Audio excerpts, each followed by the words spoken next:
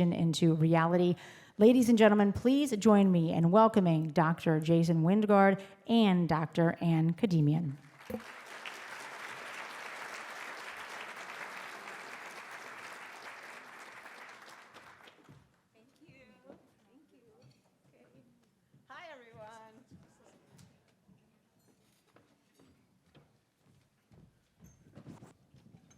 Okay. Well, we just had a really lovely introduction, but I just want to set the stage a little bit. First, I want to say welcome to everyone, and what an honor it is to have you all here today. The beautiful Universities at Shady Grove, where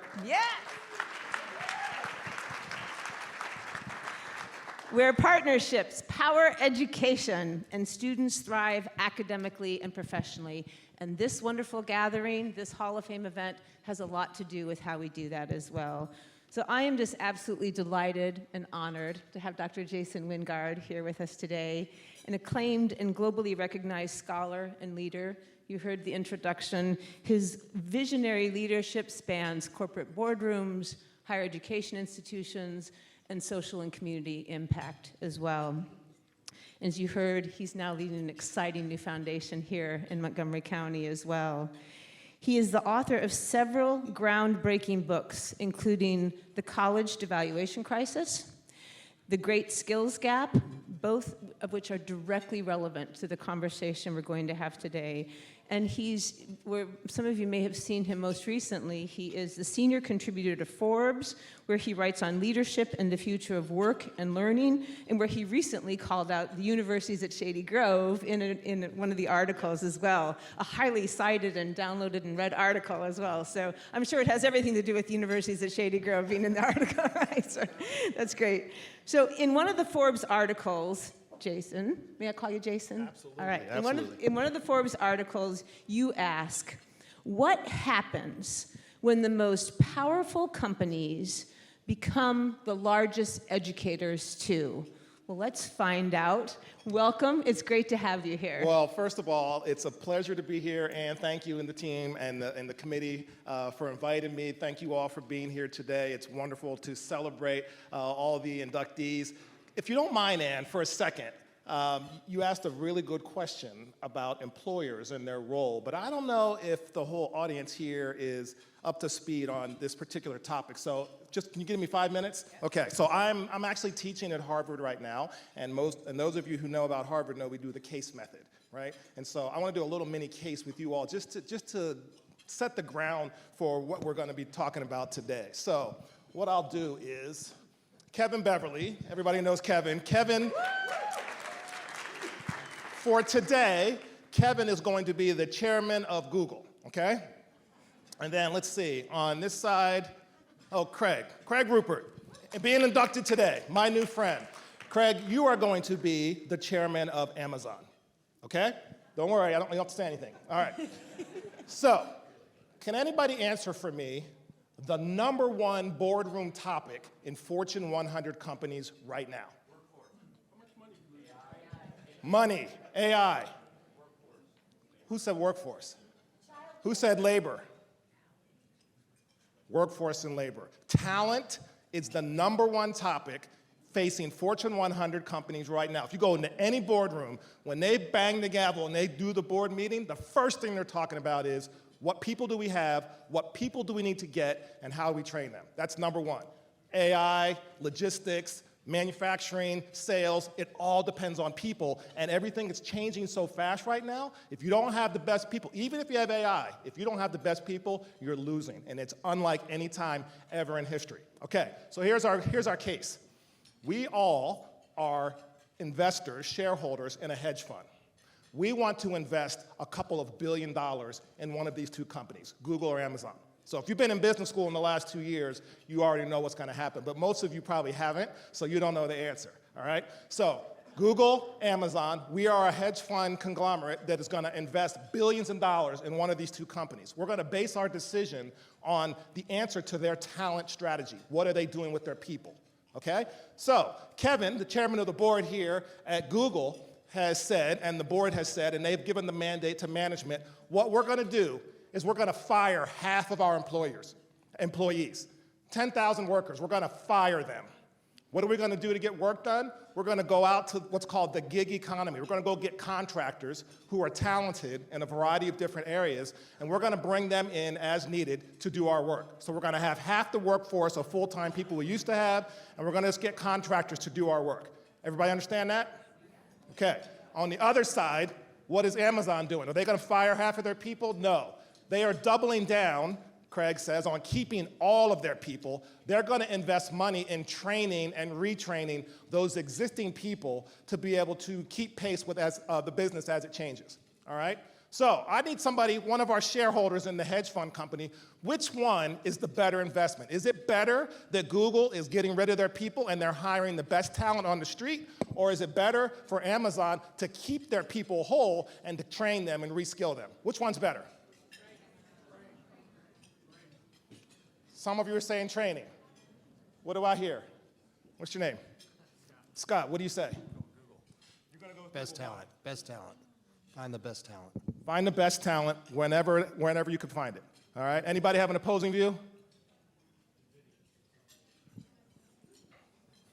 Allie. Oh, I was going to say Google because Amazon didn't come to Montgomery County. Oh. Oh. It's not about making money. We just hold grudges, right? What would you say, man? Who do you vote for? Amazon. What's that? Amazon, despite the fact that they didn't come here. Okay, despite the fact. So we have two issues. One is Google, who is hiring the best talent on the street. The other one is Amazon, who is retraining their people. The answer, we don't know yet, but you all should continue to watch the news. So far, Amazon is winning.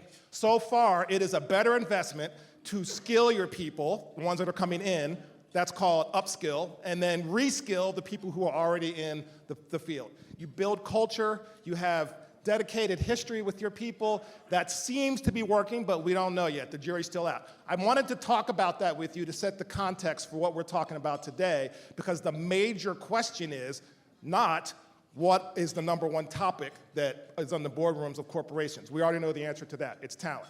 The second question is, whose responsibility is it to make sure that that talent is what it needs to be so that businesses can thrive? Whose responsibility is it for all the people who are in the workforce to be ready to go? That's what we're going to talk about today. I just wanted to give you, thank you very much for that context. All right, that was great. Okay, Ann, now I'm ready. Now I'm That ready. was fantastic. All right, so talk to us about that, right? But first of all, tell us what the crisis is. Why are we looking to employers to solve this problem? What is the crisis that we're facing right now with talent? So if you look back in history, originally it was universities. Universities for the last 60, 70 years, and I wrote about this in the college devaluation crisis. If you wanted to get good, skilled opportunities, you would go to school. You would go to you go to high school, you go to community college, you go to the university, and you would learn, and that was the answer to the skilled workforce having what it needs.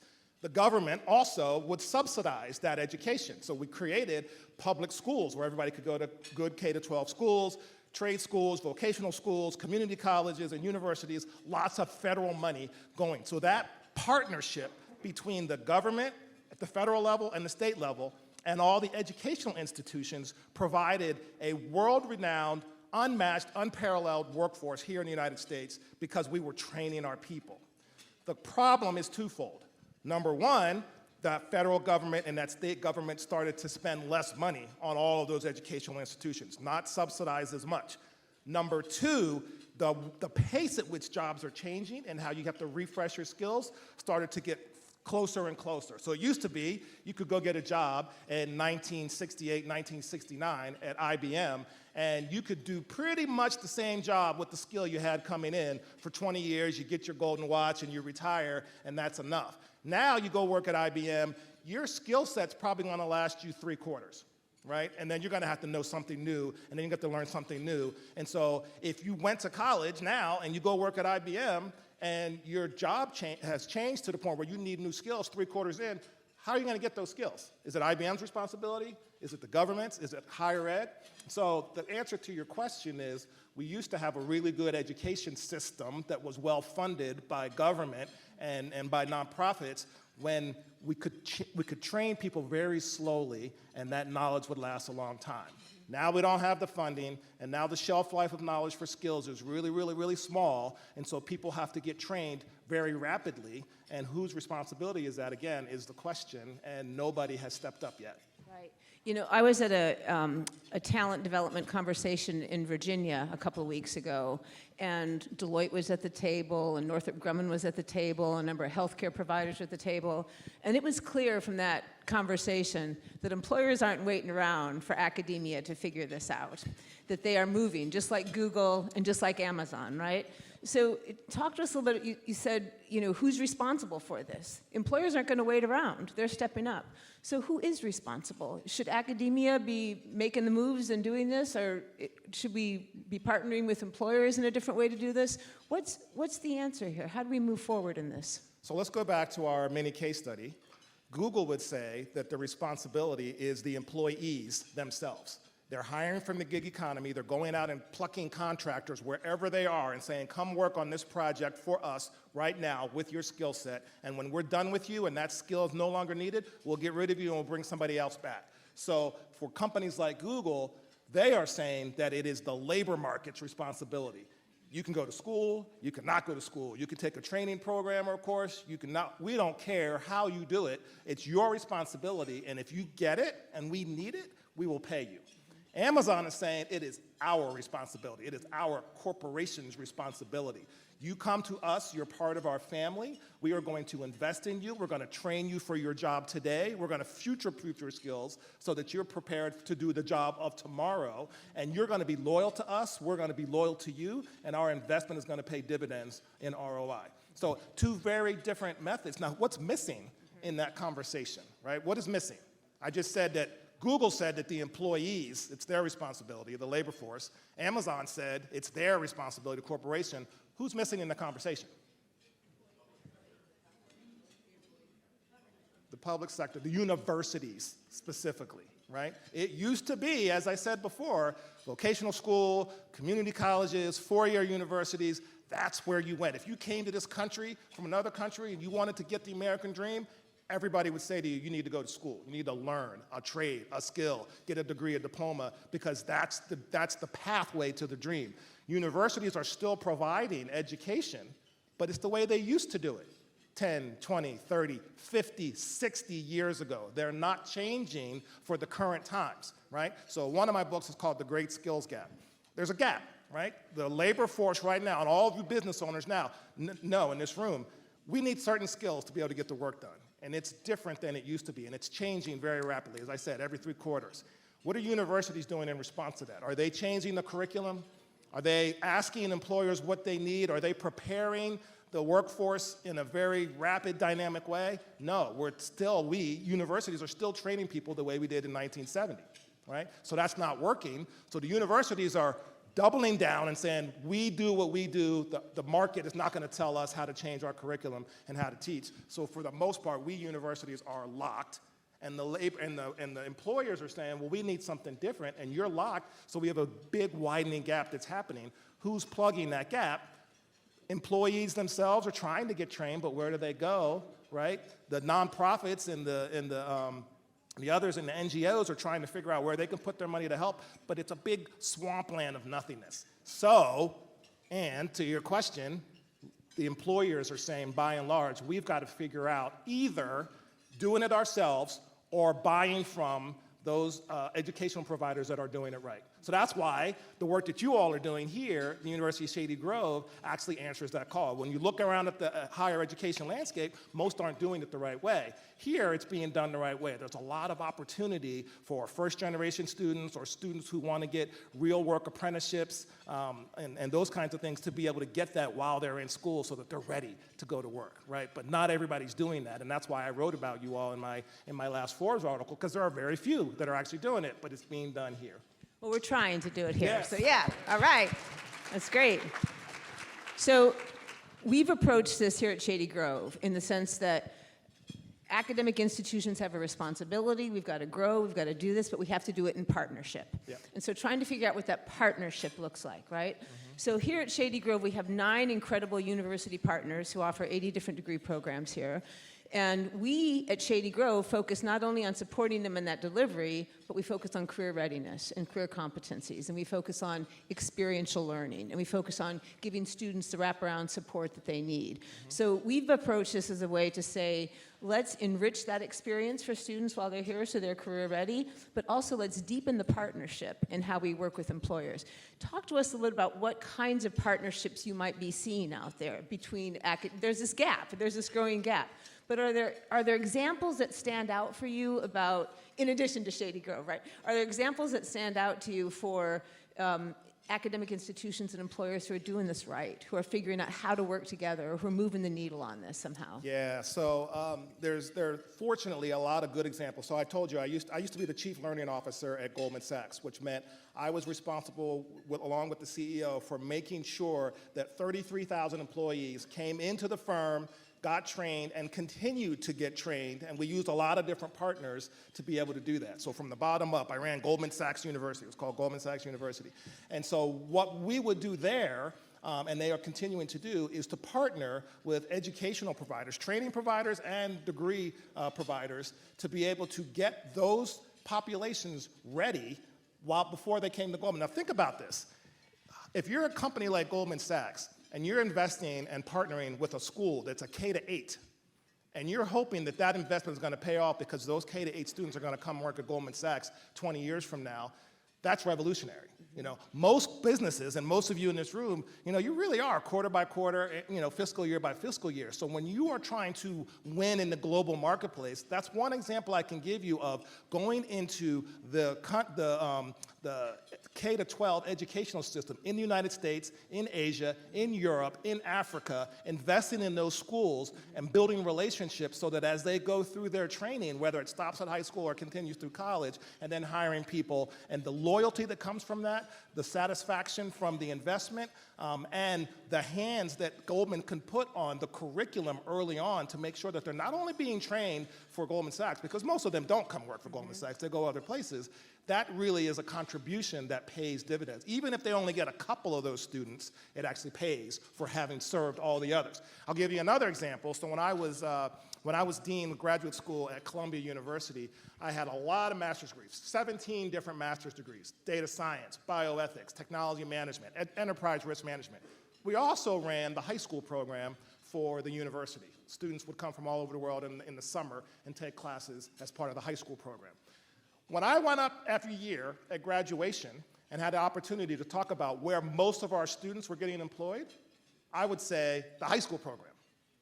So Google, we just saw, Kevin, your firm, they are going out into the marketplace and hiring. They're going to Columbia University as their #1 source and getting students from the high school program. And these students are paying $15,000 a summer to come do the Columbia High School program. So their parents have means, they have a lot of education, they have a lot of knowledge. Google knows that the #1 time to get the best talent and the best productivity out of workers is between the ages of 18 and 25. So they said, we're going to go to a high school program, we're going to recruit your students, we're going to have you come and work for us. We will guarantee for you and your parents, we will pay for your education. Wherever you get in, wherever you want to go, just delay it. You know, if you really think that that's something you need, then delay it. But come work for us now, lend your skills, we'll train you on the job, and then you can go do what you want later. Nobody goes back to college. Everybody continues to work at Google or they go to another tech company. So that's two very different examples, personal to me, where you have to think very boldly right now if you want to be a business and you want to remain competitive in this very dynamically changing environment, and most are not doing it. It's very bold, it's very innovative. It's also big picture ecosystem thinking. It's thinking about all the dots and how they all connect and come together. I want to pose one more question to you as we wrap up our conversation. I was at Virginia Tech for 17 years before coming here. And one of my jobs there, I was the director of the School of Public and International Affairs. And when I first became the director, I was very excited about this school becoming ranked and really getting on the map and becoming more well known. And one of my good mentors, as I was telling him all the good things we're going to do for the school, he said, "You know, Ann, it's not about making SPIA great. It's about how SPIA can make Virginia Tech great and how Virginia Tech makes the community great and the state great."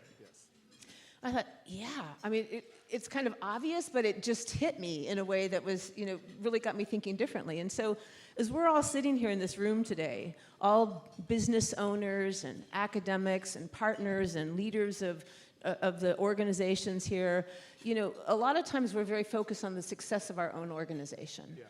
But from your opening comments, this is a talent crisis. This is something that we've got to all be part of to make our economy go, to make our communities go. And so, you've talked about some of these ecosystem dimensions, but talk to us about what is needed to address this crisis in a big way. In addition to employers stepping up, give us kind of a big picture of what this ecosystem might look like in terms of how we tackle this problem going forward. Yeah, very good question. I think there are three. There is the solution for the students, there's the solution for the providers, and then there's the solution for policy, right? So for the students, one of the things that I talk about, and I'm leaning forward so I can see you all on this side of the room too.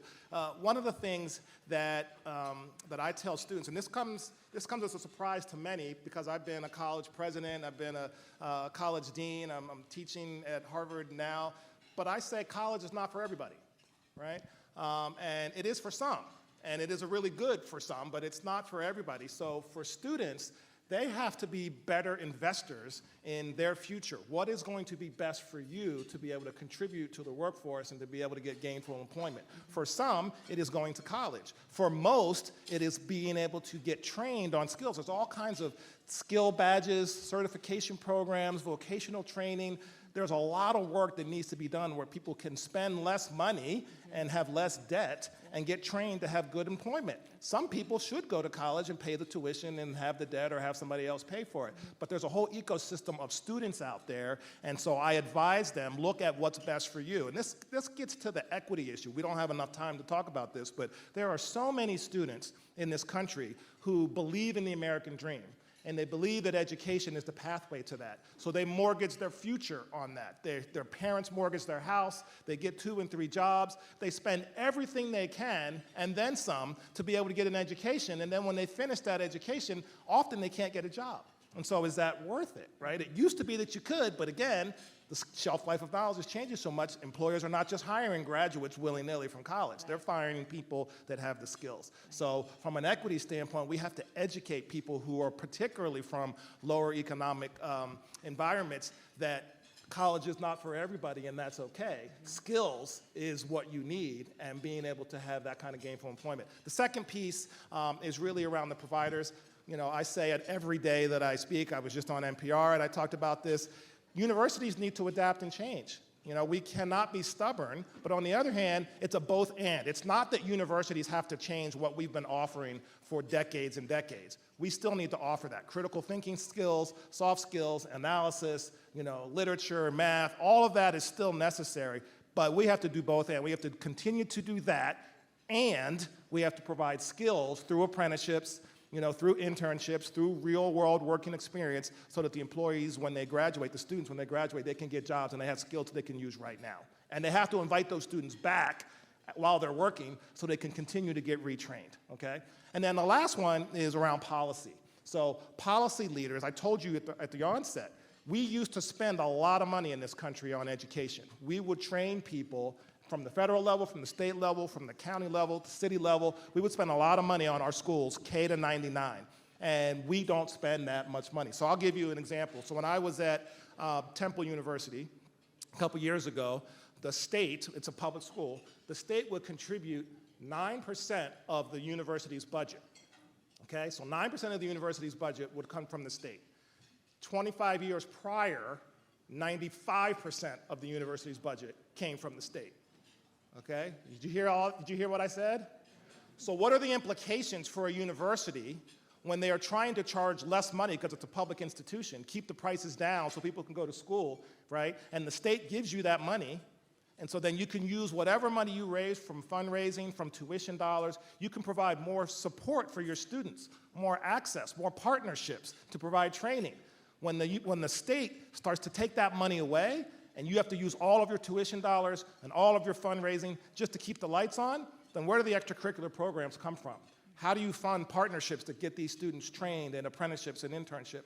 So the policymakers have to reinvest in our education early on so that way the universities can be more innovative and have more of the partnerships like we do have here at the University of Shady Grove. So I think that, since we're gonna do Q&A, I know, but the one thing I want to leave you with is that we are in a talent crisis right now. Some of you are business owners and you know this because you're trying to hire the right people and train the right people. Some of you are policy leaders and you have to make decisions about where to allocate resources. Some of you are students and you're trying to decide whether or not you want to spend one more tuition check or not and whether it's going to result in a job. Some of you are parents and you have to decide whether or not college is going to be the thing that you want to spend all your money on.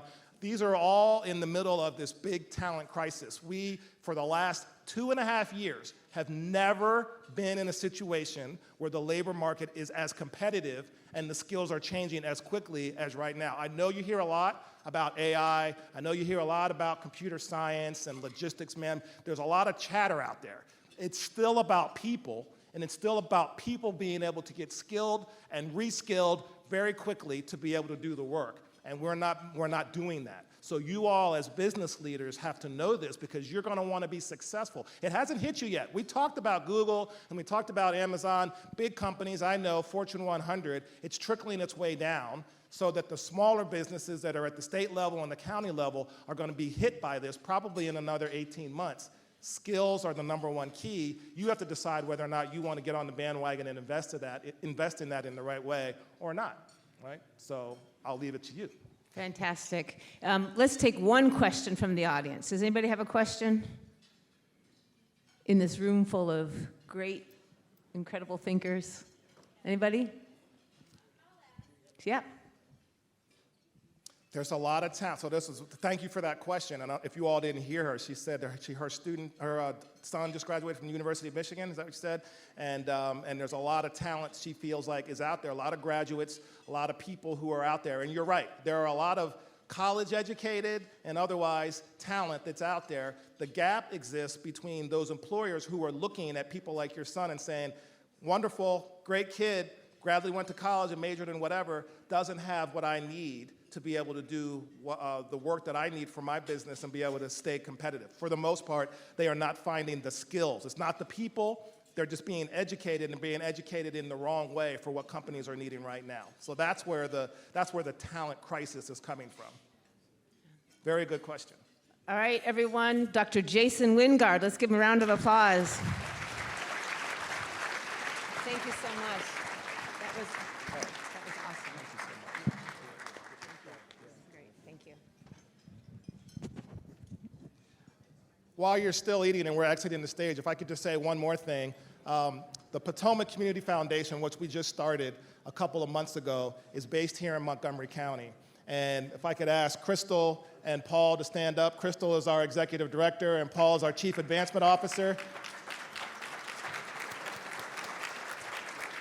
If you want to learn anything about the Potomac Community Foundation, go online, see me or see Crystal or Paul. But it is critical to the discussion that we're having today as well, because here in Montgomery County, there are populations of people who do not have access to education. They do not have resources. So we are bringing people together, coalitions, to help educate the people who are not. We are bringing businesses together to help with workforce development and economic advancement. And we are preserving the legacy of underserved communities, particularly Black and brown communities here in this county. And so if you want to get involved, if you want to give money, if you want to help us out in any way, please let us know. But those kinds of coalitions, support us or start your own. That's what we need here in Montgomery County. But thank you again all. Appreciate it.